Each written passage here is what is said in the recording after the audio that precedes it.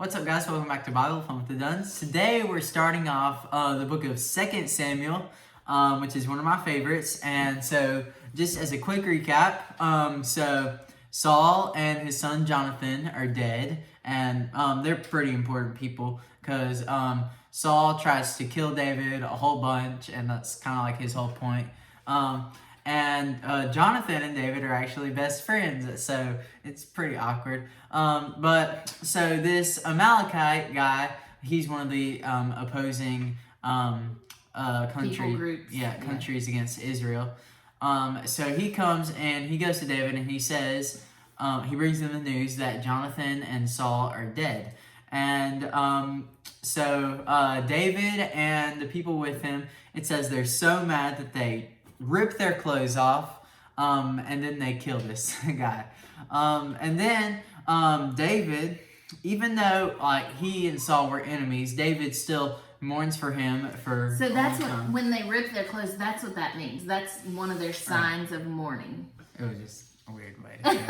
It is different. Yeah, but anyway, they mourn for Saul. That's right. So and then they kill this guy because he says he killed the king's anointed. So what we're missing is like the whole first half of Samuel. We're jumping into the book the of middle. Samuel was really actually one book. We have read it before in the past.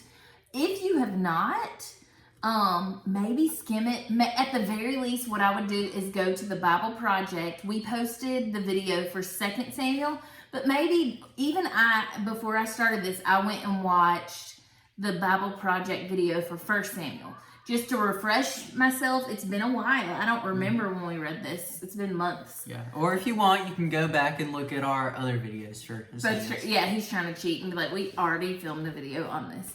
But we always get fresh new things, and so we're gonna film this, and then maybe we'll go back and see what we got the last time. I'm wondering. I bet my voice is so high pitched. Oh, it will be for sure. So we're missing a lot of information just jumping into 2 Samuel, but what you need to know is back in the time of kings and judges, what the Israelites decide is they want a king. God has always been their leader, and that was the way it was supposed to be, but they are comparing themselves to other people groups, and they see, oh, they're fancy and they have a king and their king is handsome and he's a great leader. And so they beg and they ask Samuel for a king. And Samuel, he's so upset by this, and he talks to God, and God says, you're right, that wasn't what I wanted for them, but if that's what they want, they're not rejecting you, Samuel, they're rejecting me. Give them a king. And so God chooses Saul to be this king. And so what we see all through 1 Samuel is Saul's reign as king. But what we also see is Saul's downfall and not good leadership. And so we are jumping into this. Immediately, we know that Saul died. The king is dead. And this guy is going and giving the news to David. And so what we think here is that David, that was his enemy. Saul tried to kill David a few times. We would assume that David would be celebrating. And then instead, he is mourning. He is putting on the full, how they respond when people die and when they're mourning and when they're sad. He's fully upset. And so it's kind of surprising. And not only that, he kills the guy who says he killed Saul. But what we know from reading 1 Samuel is that's not how Saul died. And so we don't really know why this guy is saying that, why he's lying and telling him that. But it doesn't work out well for him, because David teaches him a lesson in you have to show respect for the Lord's anointed and for the office of king. And David has shown that. He's had many opportunities to kill Saul, and he chose not to because it wasn't his job to do so. And so then this chapter ends with a song. David writes about Saul and Jonathan. And we know he and Jonathan were very close, best friends, which, like you said, gets pretty awkward when Jonathan's dad literally starts kind of going insane. He starts losing his mind and acting on it. And so just gets us started into the book of Samuel. And so, Jax, what would be your takeaway? What does this chapter teach you about being a follower of the way? All right, so we have read this, not just this chapter, but this whole book before in a previous year, but now we're looking at it through the lens of being a follower of the way. And so I think this chapter is put into the Bible as a kind of way for David to be an example for us, and to show us that God's people are respectful of who God chooses and anoints, and we are forgiveful. I don't think that's a word, but followers of the way show forgiveness. Even to our enemies. We're full of forgiveness. There you go. Forgiveful. I like that. We can rewrite it. So I agree. Like, this chapter is a great picture of David's character, who he is. And another little awkward thing from 1 Samuel is when King Saul disobeys God. There are many times in which he disobeys God.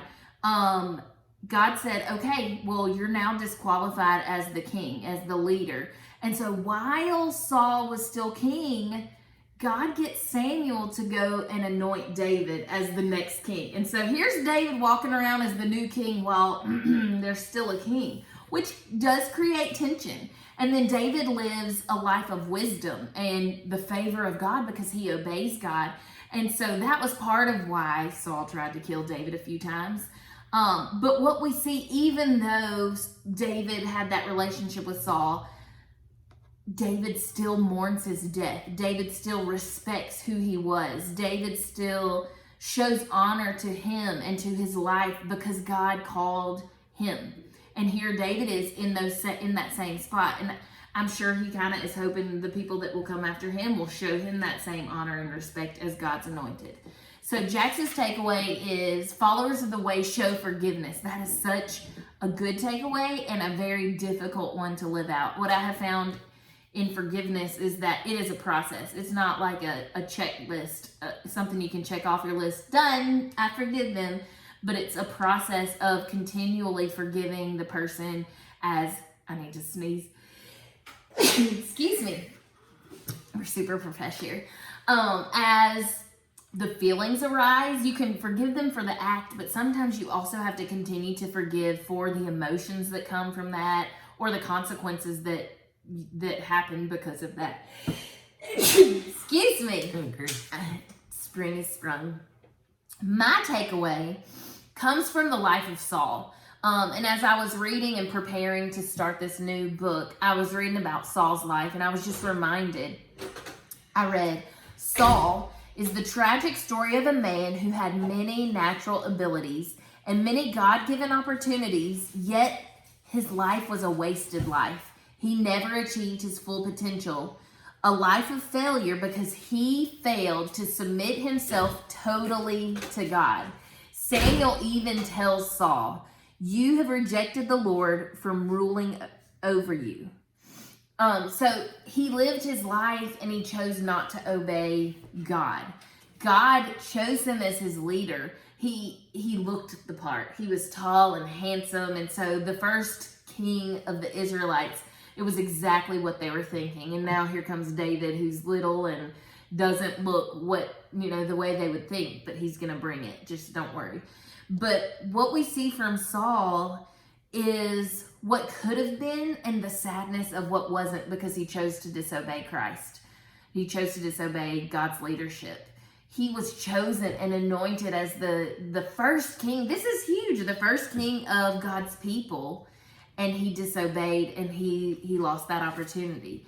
And so Jax has a takeaway from David's life. I have a takeaway from Saul's life. To be a follower of the way, we have to live lives of obedience. I don't want any of those things said about me as I follow Christ. I don't want anyone to say my life was wasted because she disobeyed God. Her life, had so much potential, but she chose not to follow God. No, I don't want to miss one thing. And because of that, I want to be in his word every day, seeking out what God has for me, what he's telling me, what he's revealing about himself to me, and whatever he's calling me to, I want to be obedient to. All right, friends, we're super excited because we love the stories. I think you're going to love the stories in this book. And we'll jump into chapter 2 tomorrow. Bye.